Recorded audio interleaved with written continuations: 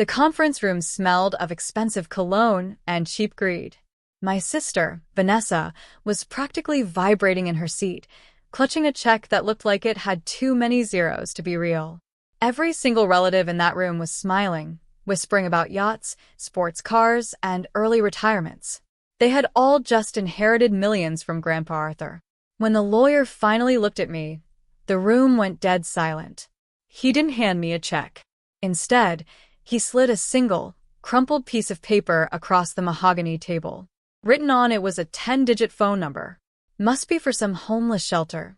Vanessa mocked, her laugh echoing off the walls. The rest of the family joined in, treating me like the ultimate loser. I walked out humiliated. But an hour later, sitting in my car, I dialed the digits. A deep, cold voice answered. "I've been waiting for your call, Air. My name is Elena. I am 27 years old, and until 3 months ago, I believed that family was defined by the love you gave, not the profit you could squeeze out of a dying man." For the final 2 years of Grandpa Arthur's life, his sprawling estate in Oak Ridge wasn't a playground for the wealthy. It was a quiet sanctuary where I sat by his bedside, reading his favorite books, adjusting his pillows, and listening to stories of his youth. During those long, grueling months of his illness, the rest of the family was completely ghost. My sister, Vanessa, was always too busy hosting charity galas in Los Angeles. My uncles and aunts claimed their high-powered corporate jobs kept them from catching a flight. They couldn't bear the sight of sickness, they said. But the moment Grandpa's heart stopped, the grief they displayed was a masterclass in theatrical performance. Suddenly, everyone was in black, weeping loudly, and demanding to know when the legal arrangements would be finalized. That brought us to the mahogany-paneled conference room of Sterling and Associates. The air was thick with the scent of expensive designer perfume and cheap, unadulterated greed. Vanessa sat right across from me, practically vibrating in her tailored suit, tapping her manicured nails impatiently against the glass tabletop.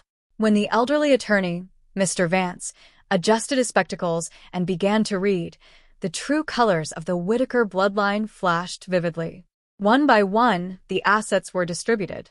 Vanessa inherited a luxury beachfront villa and a corporate portfolio valued at $4 million. My uncles split the commercial real estate holdings, their faces lighting up with predatory satisfaction. High fives were subtly exchanged. Laughs were muffled behind silk handkerchiefs. Everyone was winning. Finally, Mr. Vance lowered the document and looked directly at me. The room went entirely dead silent. The triumphant smirks on my relatives' faces widened as the lawyer reached into his folder, pulled out a single, plain piece of paper, and slid it across the table toward me. Vanessa leaned over, squinting at the page. Written on it, in Grandpa's unmistakable elegant cursive, was nothing but a 10-digit phone number. Must be for some homeless shelter. Vanessa mocked, her sharp laugh echoing off the walls. Looks like Grandpa finally realized who the real disappointment was. The entire room erupted into cruel, condescending laughter, cementing my public disgrace. I didn't let them see the tears stinging my eyes. I grabbed the piece of paper, shoved it into my pocket, and walked out of that suffocating room without saying a single word. Their laughter followed me down the hallway, a cruel soundtrack to the final rejection I thought I had just received. It wasn't until I was safely locked inside my old sedan in the basement parking garage that the dam broke. I sat there, gripping the steering wheel, sobbing for the grandfather I had lost and the family that had just publicly discarded me. Was this a joke to him? Had those 2 years of midnight fever watches and quiet conversations meant nothing? After 10 minutes of pure despair, I pulled the crumpled paper from my pocket. The 10 digits stared back at me. My fingers trembled as I unlocked my phone and typed the number into the keypad. I almost hung up before pressing the call button, telling myself it was probably a disconnected line or, worse, a cruel final lesson from a man slipping into dementia. I pressed dial and put the phone to my ear. It rang once, twice. On the third ring, the line clicked open. There was no background noise, no automated greeting, just a heavy, absolute silence. "Hello," I whispered, my voice cracking from crying. A deep, incredibly calm voice answered, vibrating with a commanding authority that made the hairs on my arms stand up. "I've been waiting for your call, heir."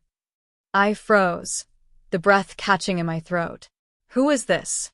Is this a joke?" "This is no joke, Elena," the man replied, using my name with absolute familiarity. "My name is Marcus Vance Sr. I am the true executor of your grandfather's private arrangements. The man you met today was my junior partner, who read exactly what Arthur needed the rest of your family to hear." Before I could even formulate a question, Marcus spoke again, his tone turning dead serious. "Start your car. Drive directly to 404 Broad Street. Come to the rear entrance.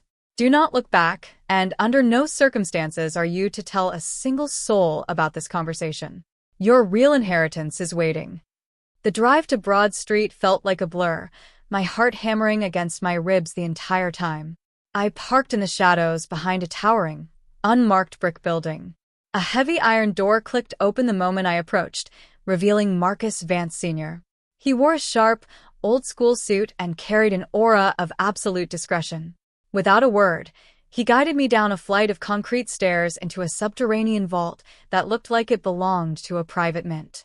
He gestured to a large mahogany table where several thick ledgers and legal briefs were laid out in perfect order. "I know you are confused, Elena," Marcus began, his voice echoing off the reinforced concrete walls. "But your grandfather knew exactly what he was doing. He knew his family. He knew their greed, and more importantly, he knew their lack of foresight." Marcus opened the first ledger, pointing to the exact names of my sister Vanessa and my uncles. "The millions they celebrated today? It is an illusion." Arthur loaded those specific corporate portfolios and real estate holdings with decades of deferred maintenance fees, toxic asset structures, and impending federal tax audits. Within months, the corporate lawsuits attached to those properties will trigger. They didn't inherit wealth. They inherited a ticking financial time bomb that will drain their personal accounts just to stay afloat. My jaw dropped as the sheer genius of Grandpa's plan began to click into place. He hadn't punished me. He had shielded me from the incoming blast. "And what about the phone number?" I asked, my voice barely a whisper. Marcus smiled, a cold, satisfied expression that mirrored Grandpa's trademark look.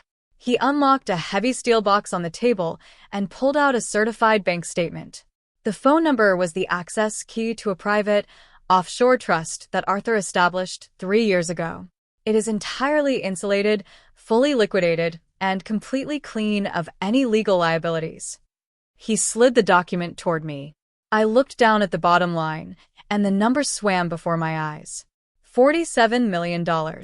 Arthur left everything that actually mattered to the only person who gave him genuine love without expecting a dime in return, Marcus said quietly. "You are the sole heir, Elena. The rest of them just inherited absolute ruin." Just 3 weeks later, the illusions of grand wealth began to crumble exactly as Grandpa had predicted. I was sitting in my modest 2-bedroom apartment, reviewing the clean dividends from the trust, when a sudden, violent pounding echoed through my front door. I opened it to find Vanessa, Uncle Richard, and Aunt Clara standing on the welcome mat. The smug, triumphant arrogance they had worn at the will reading was entirely gone. In its place was a frantic, wild-eyed desperation that bordered on absolute panic. Vanessa pushed past me into the living room without an invitation, her designer heels clicking loudly on my cheap linoleum floor. "Elena, you need to help us right now," she demanded, her voice shrill and trembling. "The lawyers just informed us that the beachfront villa has a massive environmental lien on it. The corporate portfolio is facing an immediate federal tax audit, and the bank is threatening to freeze all our personal assets if we don't cover the outstanding debts by the end of the month." Uncle Richard stepped forward, adjusting a wrinkled collar that looked far less sharp than it had 3 weeks ago. "We know Grandpa gave you that phone number, Elena. It had to be for a private foundation or a charity fund he set up. You need to call them and withdraw the capital to bail the family business out. We're talking about millions of dollars in immediate liabilities here." They stood there, breathing heavily, completely blind to their own hypocrisy. The very people who had laughed me out of the attorney's office, mocking my lack of a check, were now begging the family disappointment to save them from drowning in their own greed. They had no idea that the money they were desperately hunting for was already sitting safely in my private accounts, completely out of their reach. I looked at their stressed, angry faces and kept my expression perfectly blank. I told you it was just a number. They couldn't help me, and I don't have a single dime to give you. They looked at me with a mixture of disgust and utter disbelief before storming out, hurling insults into the empty hallway. The moment the door slammed shut, I pulled out my phone and called Marcus Vance Sr. It was time to put the next phase of Grandpa's master plan into motion. "They're completely desperate, Marcus," I said, my voice cold and steady. "They have no idea what's coming next." "Excellent," Marcus replied smoothly over the encrypted line. "The trap is fully set. Through our private holdings company, Apex Capital, we have quietly positioned ourselves as the primary debt holder for all of their failing corporate assets. Every single loan they took out to try and save their inheritances over the past 3 weeks has been bought up by us." The brilliance of the strategy was breathtaking. I wasn't going to let them sink into standard bankruptcy, where they could easily walk away from their obligations. Instead, I was using the massive capital from my private trust to buy their debt notes from the traditional banks, entirely under the cover of anonymity. To the public eye, Apex Capital was just another aggressive corporate vulture picking at the bones of a dying empire. To me, it was the ultimate tool of poetic justice. Over the next week, Vanessa and my uncle signed away more and more corporate collateral to Apex Capital, desperate for quick cash injections to stop the bleeding. Every time they signed a new line of credit, they were handing over the deeds to their businesses, their luxury cars, and even the childhood home Grandpa had built. They thought they were outsmarting a faceless corporation. In reality, they were handing the keys of their entire lives directly to me.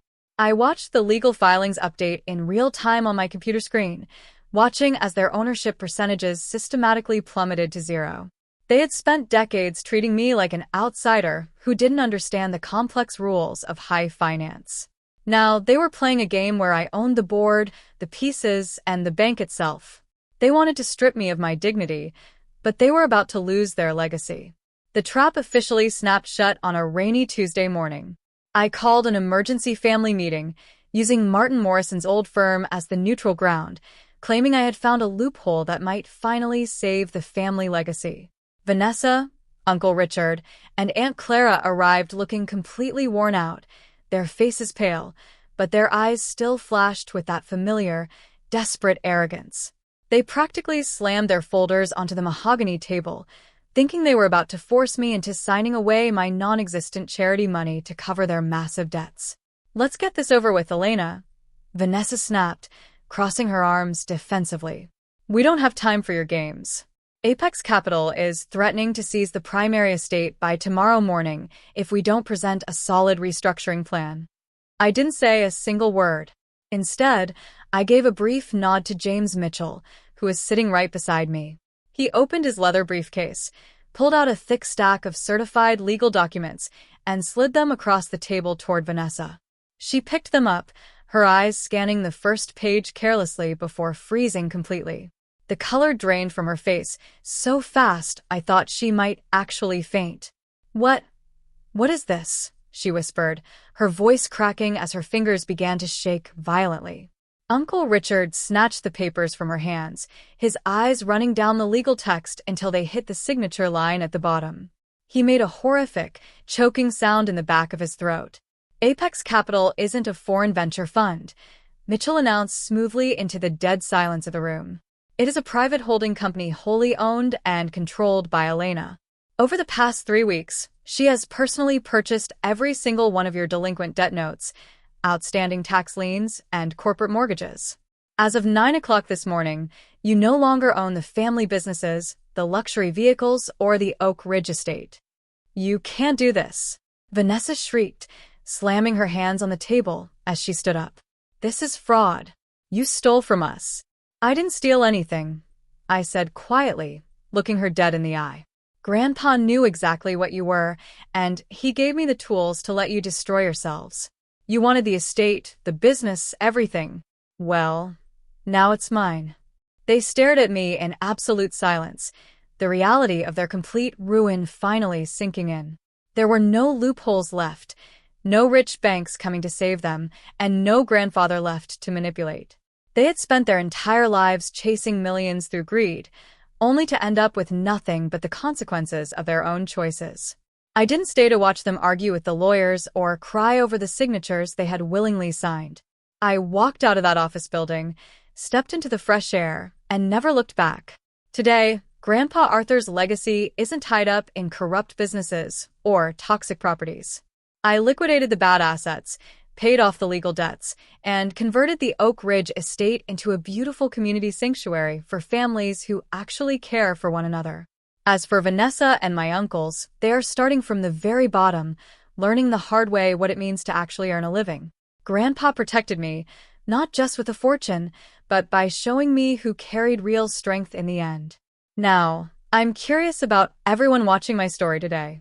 What would you have done if you were in my shoes? Would you have broken the news to them sooner, or let the trap snap shut just like I did? Comment the city you are watching from so I can see how far my story has reached. Don't forget to hit that like button and subscribe for more stories just like this one. Thanks for watching until the very end.